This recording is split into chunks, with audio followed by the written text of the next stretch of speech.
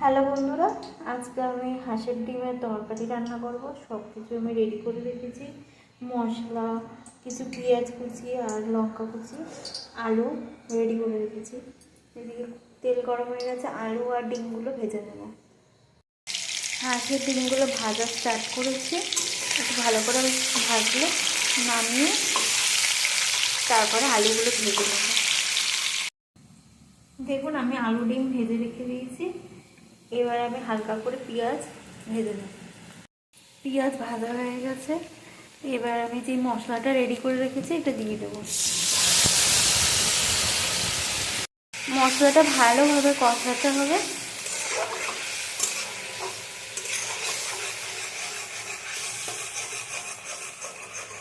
তারপরে ডিম আর আলুগুলো দিয়ে দেবো।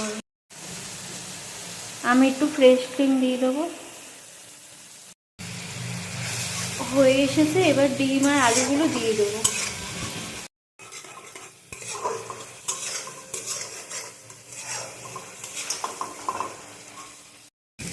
দেখুন আপনারা, একটু ভালো করে কষবে, তারপর পরিমাণ মতন জল দিয়ে ফুটিয়ে নেব।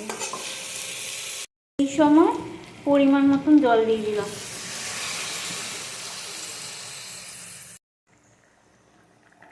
দেখুন তরকারিটা ফুটছে, আর একটু ফুটলে আমি নামিয়ে ফেলবো।